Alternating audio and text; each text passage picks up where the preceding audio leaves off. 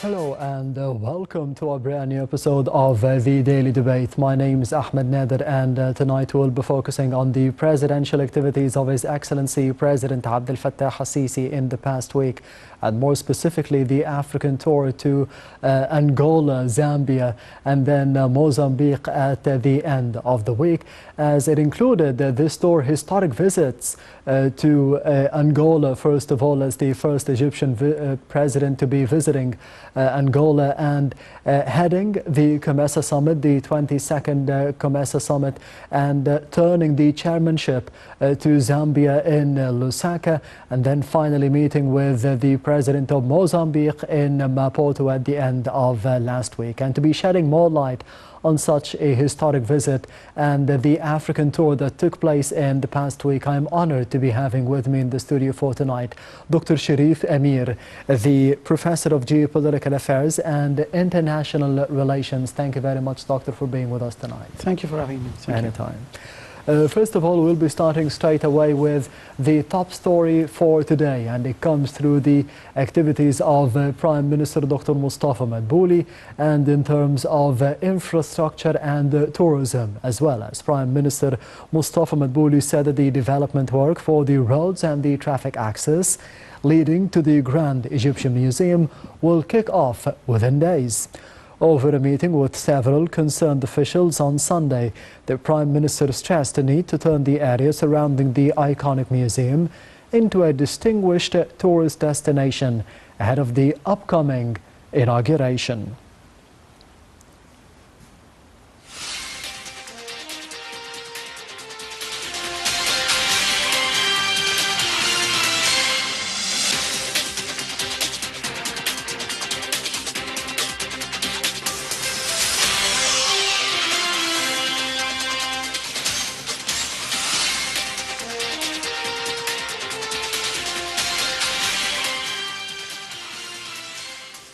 Dr. Cherif, as we did see in this top story, it includes a lot of things. One of them is the urban development, the infrastructure, the development of infrastructure that we have had under the tenure of President Abdel Fattah al-Sisi, culture and tourism as well in terms of the potential inauguration of the Grand Egyptian Museum. How do you see the importance of inaugurating such a museum?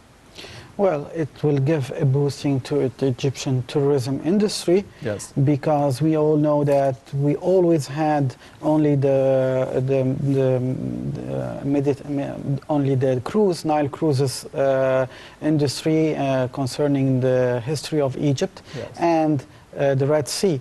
We didn't really invest in what is very important to the whole world, which is museums. Yes. We all know that they have this special importance in their societies about visiting museums. The Cairo Museum was a little bit insufficient for all the treasures that we had. Yes. The new Egyptian Museum now is something spectacular. We all know that it's in high-tech preparations. We got all the expertise from outside world. Its shape as a pyramid and the construction is fabulous. It has so many meanings. It has not only the pharaonic civilization but all the Egyptian history. So anyone who's interested would go through each part of Egypt's history. It has sectors, and this is from what I knew from many foreign visitors, that what is magnificent about it, it has sectors for every pharaoh in Egypt and its history, as they teach it in school books outside of Egypt. Yes. Which is very honoring for Egypt, that when tourists come, especially young people, they will see what they were taught in school. They will see the treasures of Tutankhamun, of Ramses the Great, of all these Egyptian kings who they read about. They will see it with their bare eyes. They will see how their treasures are kept, are exposed to the public in a way very, very scientific. there is scientific explanation. So this would give Egypt also this sense that it's not only a country that you can get a boat and go through the Nile or go to the sea. No, you can learn. It's academic, it's scientific. It helps to the contribution of other specialists who will come also and give their expertise. It's a hub. And it was a great thing to do so, because we are telling the whole world that the history of Egypt is not only landscape, it's science, it's Egyptology. Yes. This is the true university, the true laboratory of Egyptology. Yes, Doctor, and heading to the main topic for today of the daily debate, the African tour that took place last week by His Excellency President Abdel Fattah al-Sisi in Angola, Zambia and Mozambique. We have details in the upcoming report regarding this tour, so stay tuned.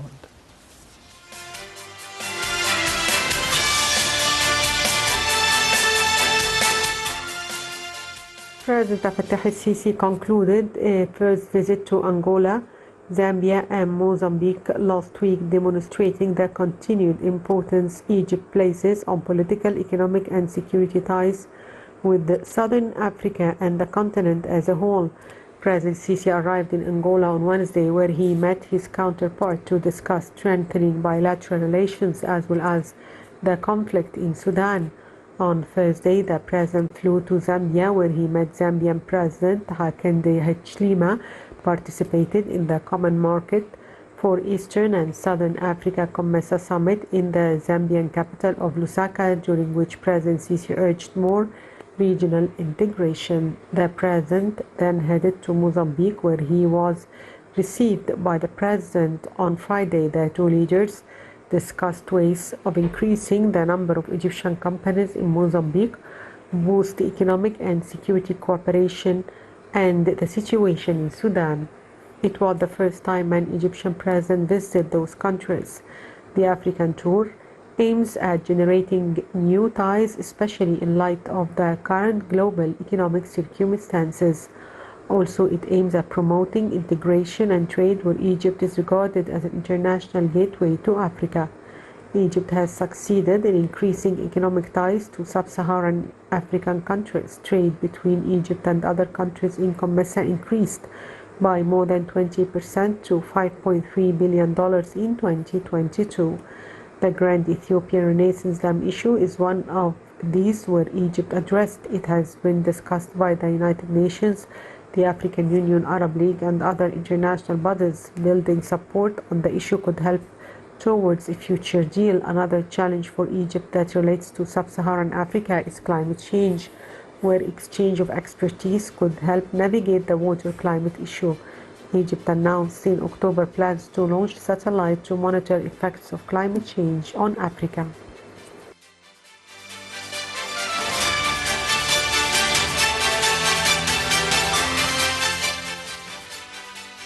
Welcome back. You're still watching the Daily Debate. Dr. Cherif Amir, how do you see the importance and the significance of such an African trip for President Abdel Fattah al-Sisi? It's a continuity of Egypt's concentration about the African issues. We all know, unfortunately, for decades, we have neglected this file. It's Egypt's backyard. It's Egypt's continent. It's full of riches and strategic importance, but we have forgotten that for decades. And we have paid, unfortunately, the price in what we have now, the problem of the Renaissance Dam. We are trying to mend all these bridges again. We have to work with our, as President Sisi called them, our brothers in the African continent. The president was the first president to visit Rwanda and Burundi after the genocide. Now he's the first Egyptian president to visit Angola. He was also the first Egyptian president to visit South Sudan in Juba, and it was very, very tense there. Although we worked with everyone there, but it was still, the security was very fragile, but the president insisted by going by himself there. We have restructured Egypt's policy in Africa. Let's not forget that in 2013 we were banned from the African Union because of the disinformation about Egypt's revolution. And at that time we contacted countries that we had bad relations at a certain time, like Algeria. We started talking with them, we started talking with Niger, and they defended Egypt's case, and it was a breakthrough. Then we were the head of the AU. So I think that the president now is visiting these countries because there is a change in the whole world now, in the map. It's about coalitions, it's about working together to protect our interest.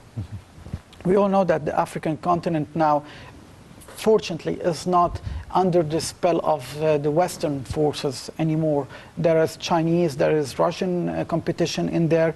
There is production inside the continent. This continent is rich, like Egypt. It's a rich country. We have riches, natural riches to develop. And this is what the president used to say in the youth conferences, that we have to work in our own countries, not depend for immigration outside, and that we will get outside help. We have to work by ourselves. And we have seen it's a visionary statement, because the West now is suffering from economic crisis. They won't be able to help anyone. They need to help themselves. So the president is restructuring Egypt's policy in Africa. If we do not build our chain of command, chain of expertise, chain of economic collaboration, it will be devastating for all of us. The continent will be just parts of rich and poor countries, and that's it. Let's work together, and I think that we are having now new opportunities with Russian companies, with Chinese companies, Indian companies, all working in Africa. And let's not forget that there is a new leadership in lots of African countries now from several decades ago. Leadership who are willing to work with the new conditions of the world. There is no, like the Cold War, or there is no this power of the Western Hemisphere, the French, the British, the United States, and that's it. No, it's multicultural, and we will work with everyone outside the country, outside the continent. During this African tour, we have seen President Abdel Fattah al-Sisi call multiple times regarding the economic integration, the political integration, and strengthening the bilateral ties between Egypt and Africa in general, and more specifically with Angola, Zambia, and then Mozambique. How do you see the process of doing that, and how do you think it could be done as soon as possible? Well, let's be frank, it won't be done from day one, because unfortunately the continent and these specific countries suffered from civil wars. And we all know that the civil wars were always instigated by foreign powers supporting coups d'etats and supporting these tribal factions against the others. So I think now that there is an African president like President Sisi talking to them as a brother and telling them, now we have to concentrate on our future. No one will help us. We are all together in the same boat, which is Africa. So of course it will take time. It won't be that easy. These countries went through a lot. We went through a lot in 2011. So it was not an easy process for all of us. But someone have to trigger the alarm and say we have to work together. And I think this is what the president is doing. He's telling these countries, well, you were seen always as fragile countries, as countries of famine, of poverty. Well, there is another sphere. You have to see that we could work together. If we won't do it, we will be really lost.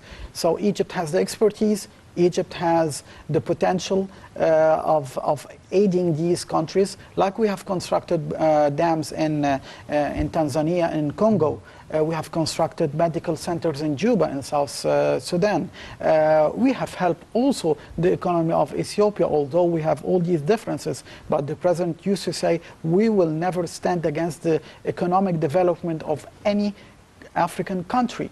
So I think that these countries are happy that such a country like Egypt is giving them the attention, giving them the care, and trying to work with them economically.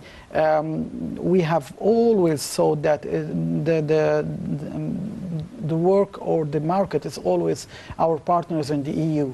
all our respects for our friends in the Western Hemisphere, but we have to work also with Africa, and we could do a great business with these people. We have to work with Africa for Africa, because we have conflicts nowadays. One of them is in Sudan. President Al-Sisi spoke about this situation several times. One of them was regarding the inspection of the military academy yesterday. The conflict in Sudan needs an African solution from the African people. How do you see this solution being solved, or this conflict being solved? The conflict was instigated the first day by foreign interference. When I say foreign interference, I mean outside the continent. Yes. And some factions were supported by other forces outside of Africa, and we have seen that the Sudanese people pay the heavy price now. The president is strengthening from day one, although we went through difficult days at the beginning of this conflict, but the president used to say we have to keep our calm, we have to work together with the Sudanese people. No other partners should get into this business, because this is an African situation. We have to deal with it. We know that if Sudan disintegrates, it will be a disaster for everyone. The problem of Sudan now is the tribal and political differences. It's very complicated. This is, once again, a rich land, which has gold, which has oil, which has agriculture. So no wonder that people outside of this continent are willing to do all they can to put their hands in it. So once again, it's the riches that I was talking about. So the president wants that the Africans be alerted that supporting any faction against the other, it will just make it hell for all of us, because it will harm Libya, it will harm South Sudan, it will harm the Horn of Africa, Chad. We don't need this at that time. We need peace and calm and cooperation. So yes. I think that Egypt could play a major role in reconciliation. Yes, Dr. Cherif Amir will be taking a quick break, and we'll be returning once again to you on the Daily Debate, so stay tuned.